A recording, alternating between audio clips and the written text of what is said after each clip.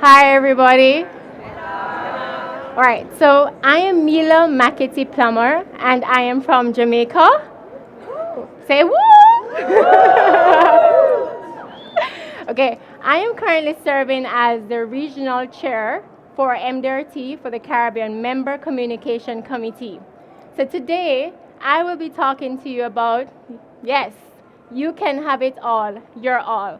I'm sure a number of persons saw the topic, and when you came, you're wondering, what exactly are we going to be talking about today? I'm sure it's probably the topic why you're here, right?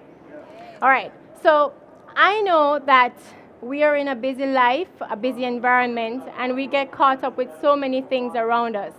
I'm going to start with you with my story because I always think it's the best place to start when you're trying to share with people. 4 years ago, I found myself in a space where I've never been unhappy, don't get me wrong, but I found myself questioning myself about my life and how it is that I was living my life. I never felt unhappy, but I still didn't feel excited or feel fulfilled. And things were going good for me professionally. I started the business at 22, made MDRT several times. I'm able to see my dreams and realize them, but still it wasn't what I believe it should have been. So I started thinking about it, and I came upon this book, and many of you, I recommend that you get a copy of it, Living a Life of Significance by Joe Jordan. I'm not sure if you've read it before. And there was a question in that book that Joe said, when the research was done, there was this fact that they came on, and is everybody dies. We all know that. Everybody dies, right? And then the question is, if everybody dies, how are you live your life? How will you live your life? Or how are you living your life? Is what really makes a difference in all our lives. And even though it sounded as simple as everybody dies and how are you living your life, because I was in a space where I was questioning my own life and how it is I should be living my life, it became relevant to me at that point. Like, am I really living the life that I wanted to live? So I decided that I was going to start a journey for myself to figure this out. And so you're here with me today because I'm going to be sharing my journey with you. But remember, we all have a unique journey. So even if I share something with you today, not everything will resonate with you because your life is different.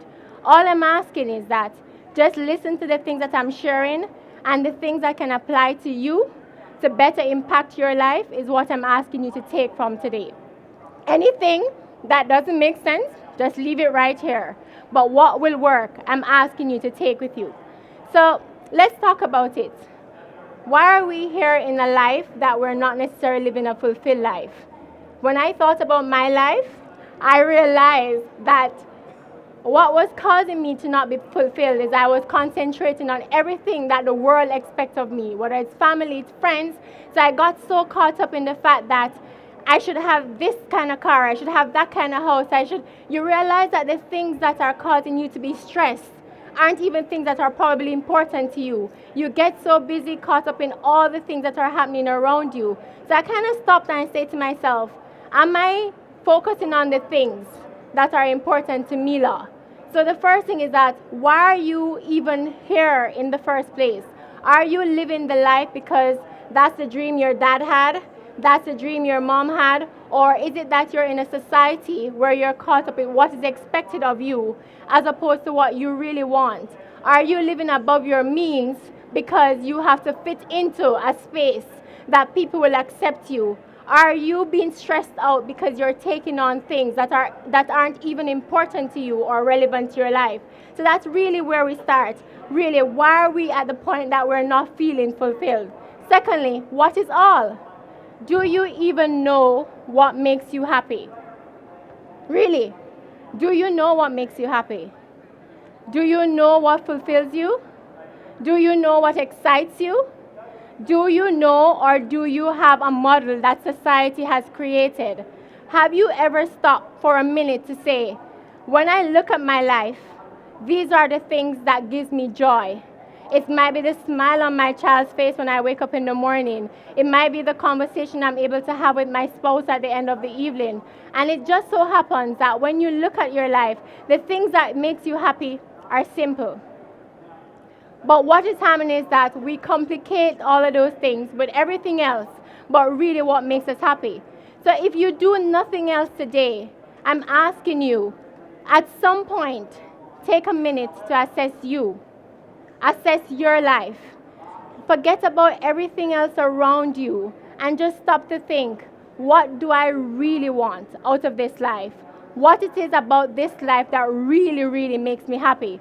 Because when you do that, it makes a big difference in your world.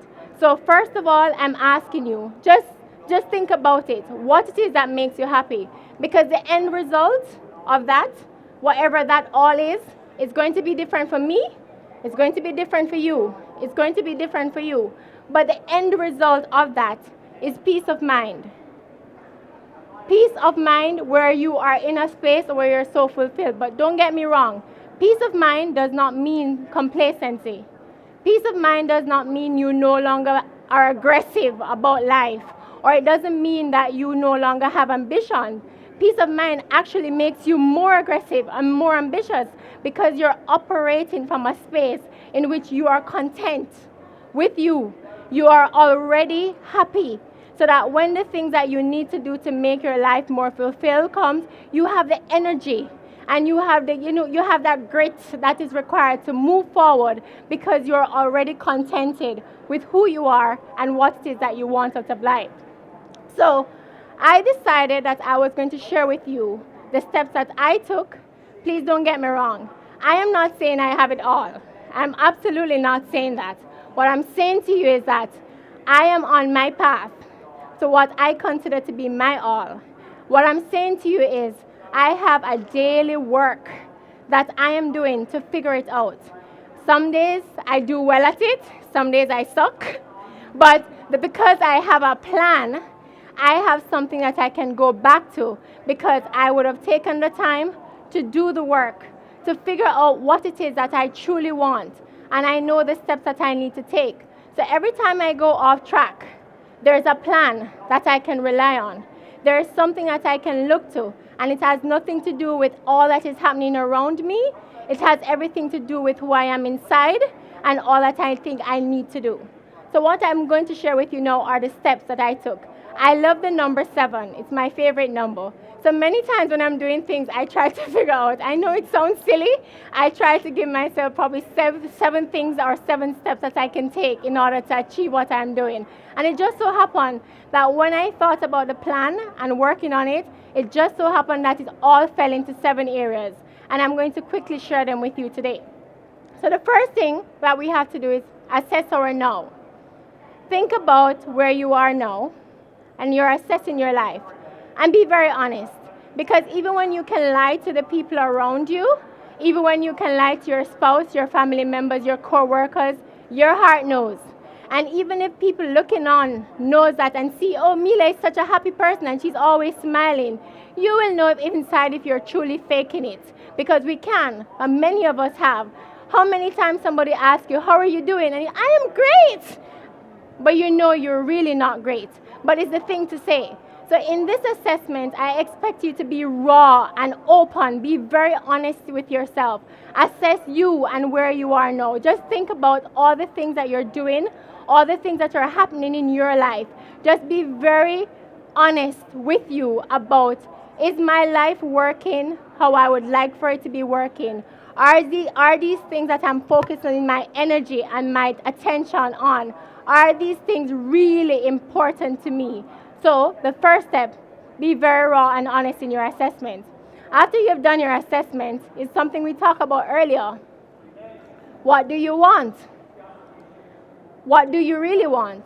Because after you've assessed where you are, you can't know if your assessment is favorable or it's bad if you don't know what it is that you really want. So after you've assessed your life, the next step is define a clear plan for you. Everything I'm saying to you is very basic and simple, but why I'm saying this to you is that sometimes we forget that life is really basic and simple and we complicate it.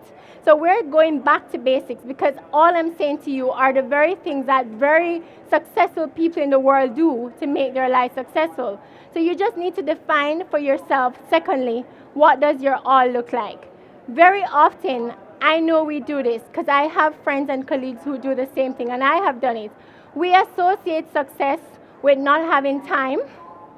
And so if you're not present for a birthday, it's because you were busy working and because that is needed for you to be successful. We associate success with robbing ourselves of meaningful things in our lives. So you'll find somebody who gets to a level where they're very successful, but they're still very unhappy. So they're professionally successful, but they're not personally successful because we associate success with being busy and not being able to invest in the things that are of quality. But that is not true, which is the reason why you need to define what success and what your all looks like.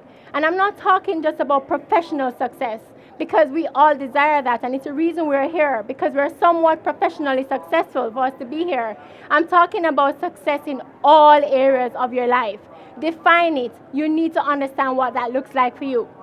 So let's say you now know what your all looks like. Many of us know what we want in life. We're just not prepared to do the work to have it. Do you understand what I'm saying? So we know what we want, but we're not prepared to do the work to have it. If it is that you do this exercise and you have not consciously made up your mind to say, I have to change, I have to do the work. Don't get me wrong, it's not going to happen overnight. But what I'm saying is that it doesn't make sense to even do this exercise if you are not at a place in your life where you're prepared to do the work. So when it is that you've assessed, when it is that you've created your new plan, you have to start working on you and your mind, yourself mentally. You have to make the conscious decision that I need something different. I need something more. And it is up to me, not my spouse, not my children. It is up to me. You may have to reach out for help. That's understandable. But without that decision to change, the change won't come. So the third thing you do is make the conscious decision to do the work. I am ready to do the work.